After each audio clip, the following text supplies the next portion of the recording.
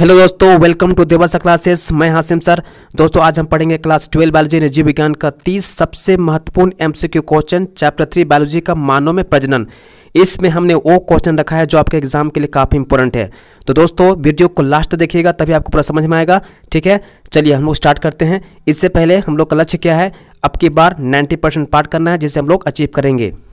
तो दोस्तों वीडियो को लाइक कर दीजिएगा, शेयर कर दीजिएगा और चैनल पे पहली बार आए हो तो सब्सक्राइब कर दीजिएगा। चलिए पहला क्वेश्चन करते हैं। गैमेट निर्माण को कहते हैं। ठीक है, ऑप्शन दिया गया है गैमेटोजेनेसिस, साइटोकिनेसिस, स्पोरोजेनेसिस, मियोसाइट।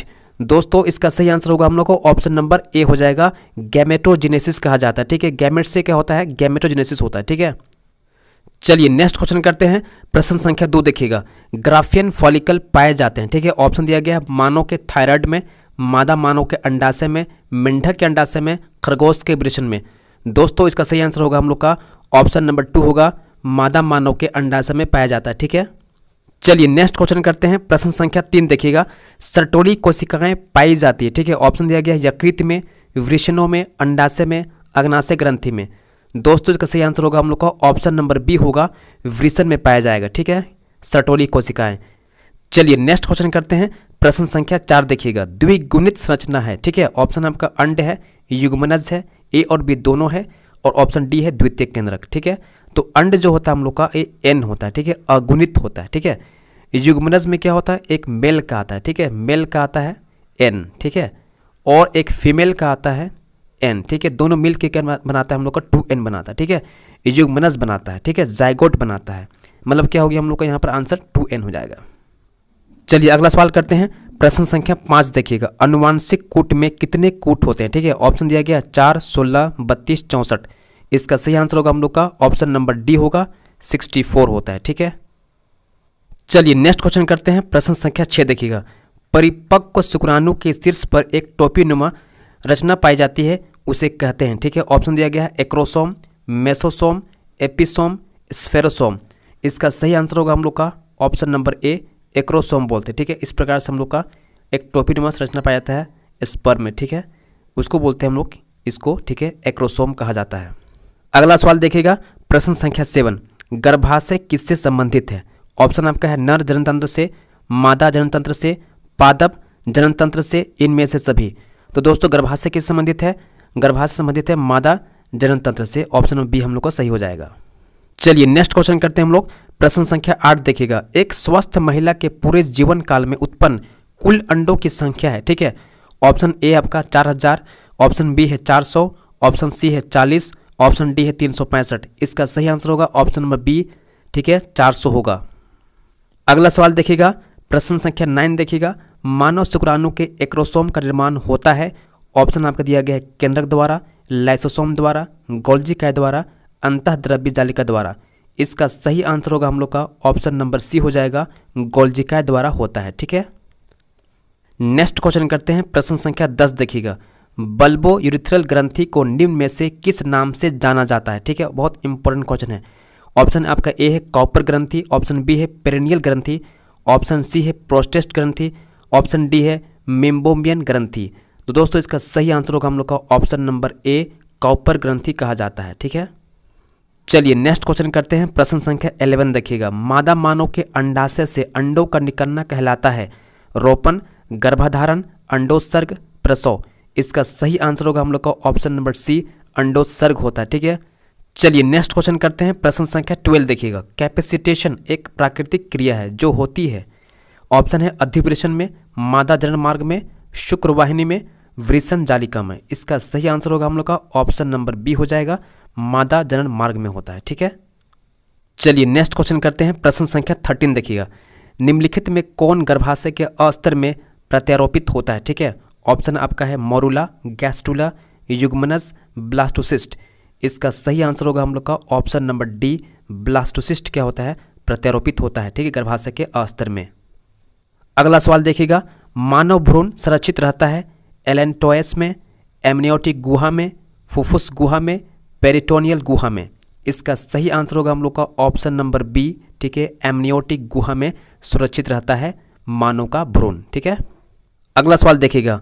मनुष्य में अपरा का निर्माण होता है यानी प्लेसेंटा। ठीक है, कहाँ होता है, एमनियोन में, एलेंटियोस में, कोरियन में, कोरियन तथा एलेंटियोस द्वारा। ठीक है, इसका सही आंसर क्या हो दोस्तों? इसका सही आंसर होगा हम लोग का कोरियन में।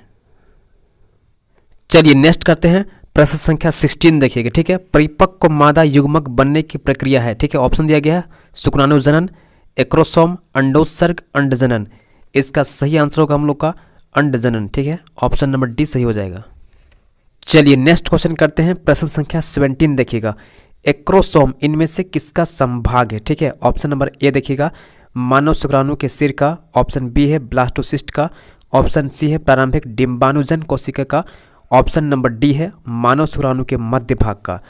तो इसका सही आंसर होगा हम लोग का ऑप्शन नंबर ए मानव शुक्राणु के सिर का होगा, क्योंकि शुक्राणु का जो टॉप पार्ट होता है, ठीक है, जो ऊपर वाला हिस्सा होता है शुक्राणु का, ठीक है, ऊपर जो कैप पार्ट होता है उसको बोलते हैं हम लोग एक्रोसोम। ठीक है, तो एक्रोसोम क्या होगा हम लोग का? मानव शुक्राणु के सिर का होगा। ठीक है, ऑप्शन नंबर ए सही होगा हम लोग का। नेक्स्ट क्वेश्चन करते हैं प्रश्न संख्या 18 देखिएगा। नर हार्मोन्स की उत्पत्ति कहाँ से होती है? ठीक है, ऑप्शन है आपका अंडाशय, शुक्राणु, वृषण, वृक्क। इसका सही आंसर होगा हम लोग का ऑप्शन नंबर सी वृषण से होता है। ठीक है, चलिए नेक्स्ट क्वेश्चन करते हैं प्रश्न संख्या 19 देखिएगा। ठीक है, शुक्राणु किसकी मदद से जोना पेलिसिड को विभेदित करता है? ठीक है, तो जोना पेलिसिड क्या होता है? ये गर्ल्स का जो अंडा होता है, ठीक है, इसके अंदर एक लेयर होता है, उसको बोलते हैं जोना पेलिसिड। ठीक है, तो इसको तोड़ने का काम कौन करता है? ये करता है एक्रोसोम। ठीक है, एक्रोसोम से एक एंजाइम निकलता है, वो इसको तोड़ के अंदर घुसता है। ठीक है, यानी स्पर्म सेल जो होता है, ठीक है, मेल का, ठीक है, एक्रोसोम बोलते हैं इसको टॉप पार्ट को। ठीक है, तो यहाँ से एंजाइम निकलता है, इसको तोड़ के अंदर घुसता है। चलिए नेक्स्ट क्वेश्चन करते हैं प्रश्न संख्या 20 देखिएगा। निम्न में कौन द्विगुणित संरचना है? ठीक है, ऑप्शन आपको दिया गया है शुक्राणु, अंडाणु, युग्मनज, भ्रूणपोष। शुक्राणु होता है एन में, ठीक है, अंडाणु होता है हम लोग का एन में, युग्मनज होता है 2n में। आंसर क्या होगा हम लोग का? युग्मनज। ठीक है, अगला सवाल देखिएगा।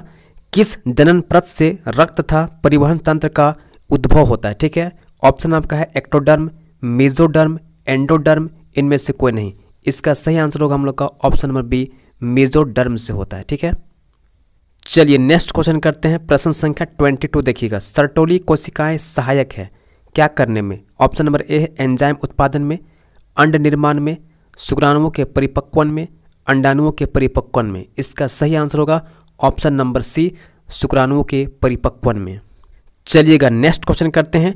लेडिक कोशिकाएं पाई जाती है, ठीक है, ऑप्शन आपका है यकृत में, वृषण के शुक्रजनक नलिकाओं में, वृक्क में, आंत में।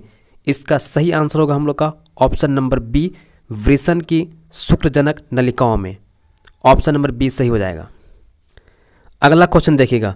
मानव में निषेचन कहाँ होता है? ठीक है, गर्भाशय में, योनि में, अंडाशय में, फैलोपियन नली में। आंसर होगा ऑप्शन नंबर डी फैलोपियन नली में। चलिए नेक्स्ट क्वेश्चन करते हैं प्रश्न संख्या 25 देखिएगा। किस हार्मोन द्वारा अंडोत्सर्ग नियंत्रित होता है? ठीक है, ऑप्शन दिया गया है TSH, ACTH, ADH, FSH and LH। इसका सही आंसर होगा हम लोग का follicular stimulating hormone and luteinizing hormone द्वारा। ठीक है, ऑप्शन नंबर डी क्या होगा हम लोग का? सही हो जाएगा। चलिए नेक्स्ट क्वेश्चन करते हैं प्रश्न संख्या 26 देखिएगा। प्रोजेस्टेरोन हार्मोन का स्राव होता है, ऑप्शन है आपका कॉपर्स कोलोसम से, कॉपर्स यूटेरी से, कॉपर्स ल्यूटियम से, कॉपर्स एल्बिकेन से। इसका सही आंसर होगा हम लोग का option number C corpus luteum से। चलिए नेक्स्ट क्वेश्चन करते हैं प्रश्न संख्या 27 देखिएगा। ठीक है, गर्भाशय के भीतरी स्तर कहलाता है। ठीक है, ऑप्शन आपका है मायोमेट्रियम, एंडोमेट्रियम, जनन एपिथेलियम, जर्मिनल एपिथेलियम। इसका सही आंसर होगा हम लोग का ऑप्शन नंबर बी होगा। ठीक है, एंडोमेट्रियम कहलाता है। ठीक है, ये होता है हम लोग का भीतरी लेयर और ये होता है हम लोग का बाहरी लेयर। ठीक है दोस्त, तो आंसर क्या होगा हम लोग का? Option number B endometrium. Next question देखिएगा 28 नंबर। ठीक है, ग्राफियन पुटिका पाई जाती है। ठीक है, स्तनियों के वृषण में, मेंढक के अंडाशय में, तिलचट्टा के अंडाशय में, स्तनियों के अंडाशय में। इसका सही आंसर होगा हम लोग का ऑप्शन नंबर डी स्तनियों के अंडाशय में पाया जाता है। ठीक है, चलिए नेक्स्ट क्वेश्चन करते हैं प्रश्न संख्या 29 देखिएगा। जनन अंग विकसित होते हैं भ्रूणीय एक्टोडर्म से, एंडोडर्म से, मेसोडर्म से, ए और सी दोनों से। इसका सही आंसर होगा ऑप्शन नंबर सी मेसोडर्म से होता है। ठीक है, चलिए लास्ट क्वेश्चन करते हैं प्रश्न संख्या 30 देखिएगा। स्त्रियों में रज्जोनिवृत्ति की उम्र होती है 35 वर्ष, 40 वर्ष, 50 वर्ष, 70 वर्ष। इसका सही आंसर होगा हम लोग का ऑप्शन नंबर सी, 50 वर्ष में ख़त्म हो जाता है रजोनिवृत्ति। ठीक है, यानी मेंस्ट्रुअल साइकिल जो होता है गर्ल्स में, ठीक है, वो बंद हो जाता है, यानी मेनोपॉज जाता है कितना उम्र में, 50 वर्ष की उम्र में। ठीक है, तो दोस्तों ये था हम लोग का आज का 30 most important MCQ question chapter 3 biology का। फिर से मिलेंगे हम लोग इसी प्रकार के इंपॉर्टेंट कंटेंट लेकर। तब तक के लिए धन्यवाद, जय हिंद। और हाँ दोस्तों, एक रिक्वेस्ट करता हूँ आप लोगों से, जो भी बच्चा लोग नया जुड़ रहे हैं चैनल में, प्लीज़ सब्सक्राइब कर लेना और सपोर्ट करना। ठीक है, चलिए मिलते हैं नेक्स्ट वीडियो में। जय हिंद।